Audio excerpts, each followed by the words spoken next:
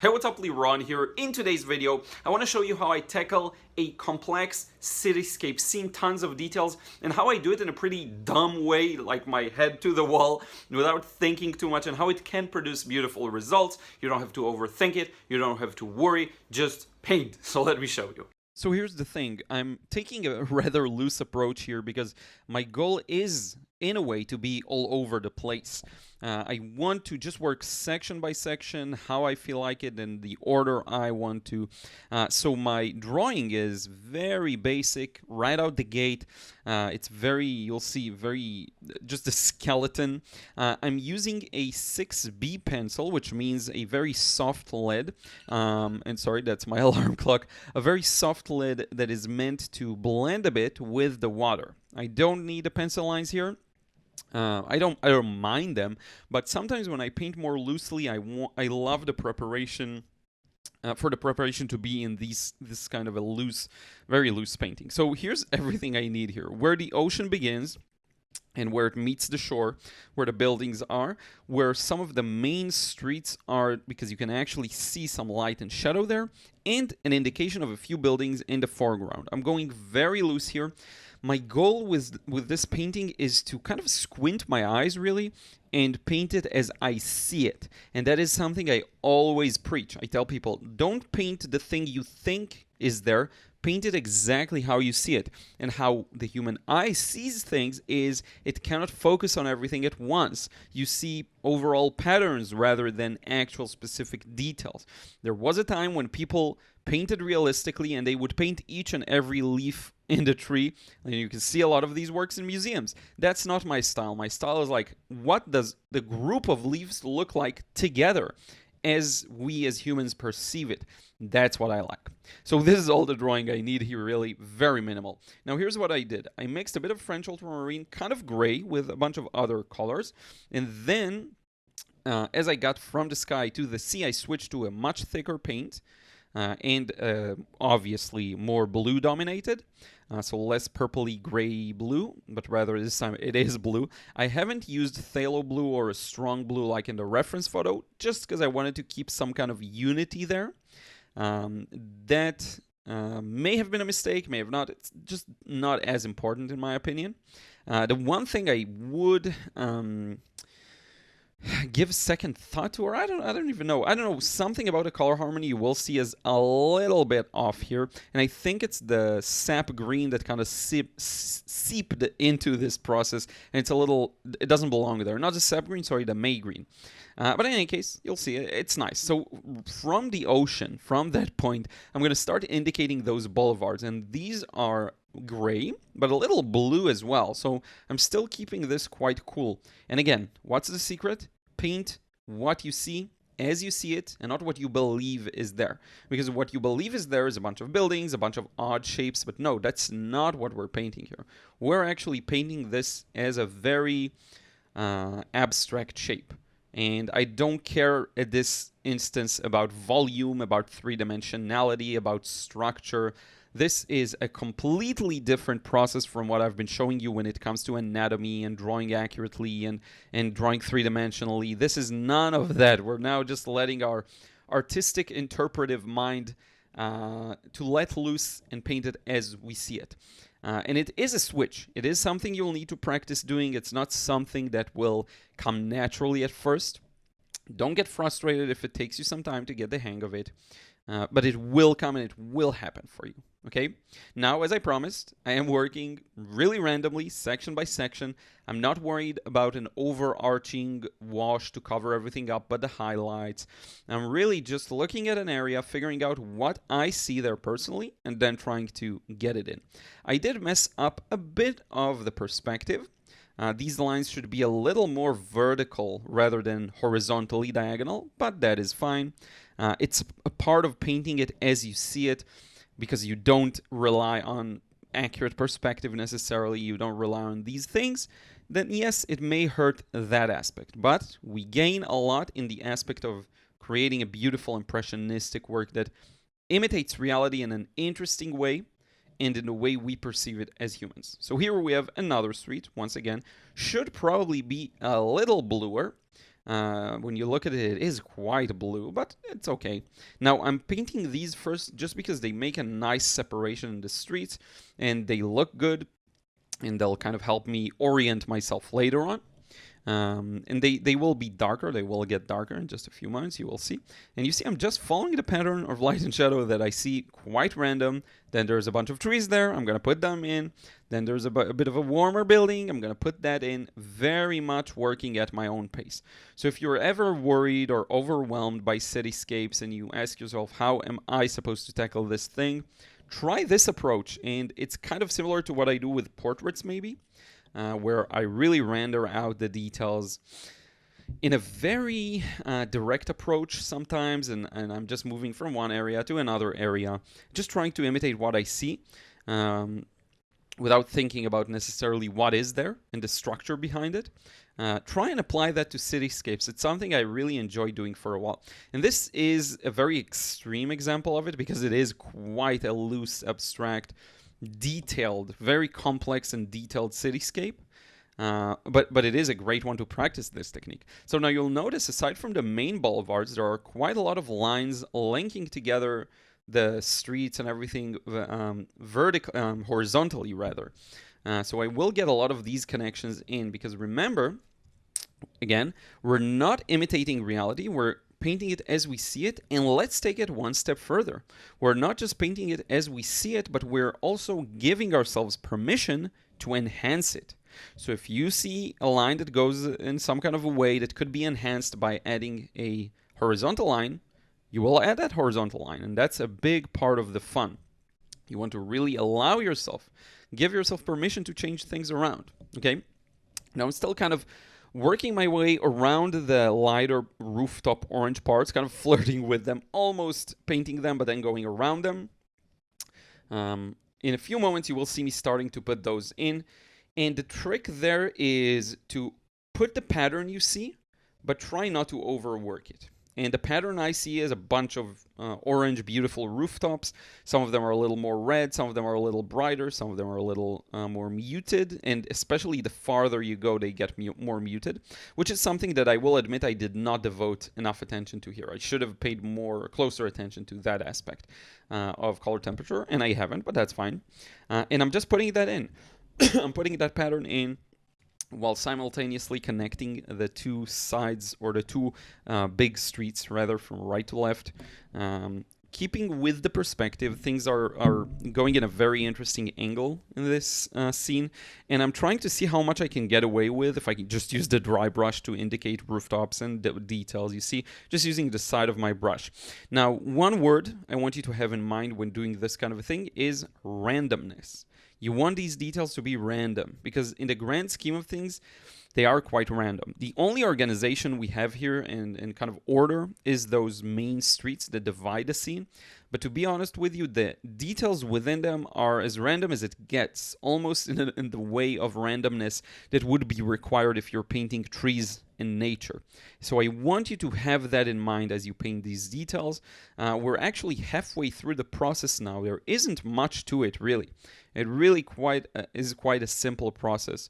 A few key shapes, and then the rest is just this weird interpretation. Now, if you squint your eyes, and this is something I have done quite a lot while painting this, you will see that it's still lacking. There's way too much paper white, and I will mitigate that. Now, I should have perhaps did do an initial wash, should have done an initial wash after all, just to maybe get some unity in the orange rooftops and leave white highlights in few more strategic places. That would have been an option, but I'm going to work with what I've got. And by the way, if at any point, and it's very likely to happen, you look at this and you think to yourself, it's just a big fat mess, I challenge you to take a few steps back from the screen or make the video smaller, and you will see it. It will work. It will start to build itself up as a cityscape. What I'm doing now is getting to that point, doing everything I can to slowly march, quote unquote, towards that point. So if you look at these big streets, again, they're a little darker. So I'm going to get that darkness in. And notice how I barely did any wet in wet here. I could have. I haven't capitalized on it, which may have been a mistake, of course. But it's the approach here that matters. It's how I wanted to paint this rather than getting a perfect result.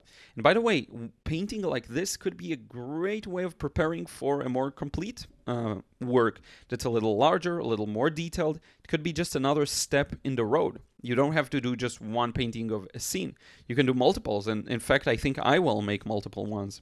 I do imagine myself standing on a hilltop watching this view, and I do believe I would have been able to capture a lot of interest in it had it been done plein air. So it's something to have in mind if you have the opportunity and ability to do plein air. That's actually quite a good thing to practice. You will learn a lot from it. You will fail miserably at first if you're like most people. I don't know that for certain, but most people, first couple of plein airs, it's just so weird.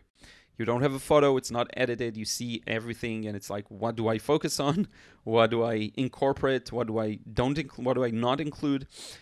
So it is very natural to fail at this, but I do see this scene in particular, because of its abstract nature, I do see myself really enjoying painting it plein air, and actually I do miss it a bit. So I probably should do something like that soon. Now look at the brush I'm using. I'm using like a size 12 or 16. This is 8, I believe. So not too small brushes for this tiny piece of paper. And by the way, picked up some paint. It was way too dark. Not too small of a brush, because I don't need that here.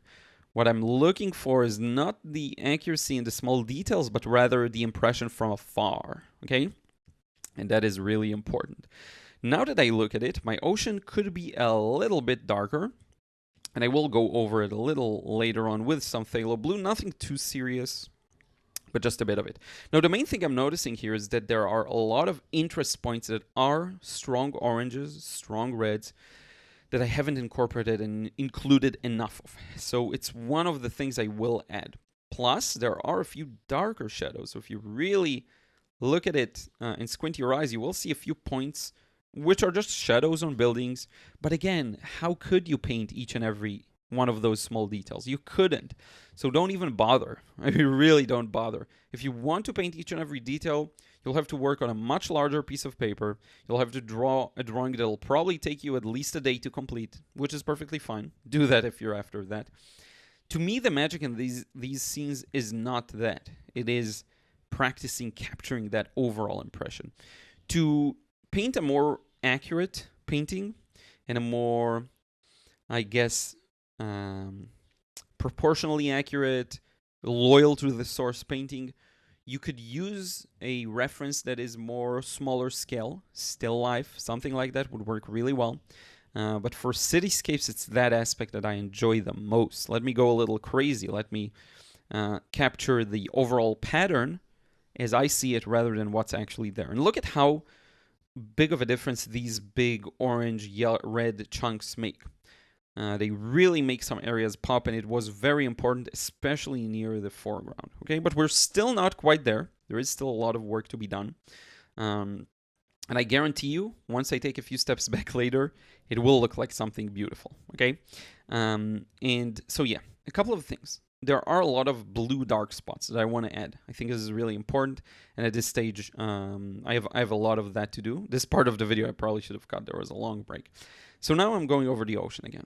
I'm going to capture some of that phthalo blue. I don't need much. What I'm aiming for is a very thin glaze, and you'll see me kind of going over it real fast, left to right, slightly darkening it, and also adding a bit of that more tropical kind of nature of the phthalo blue to it, because it was missing, and I think now there's a much better separation between the ocean and the first line of buildings, that line that is really on the ocean.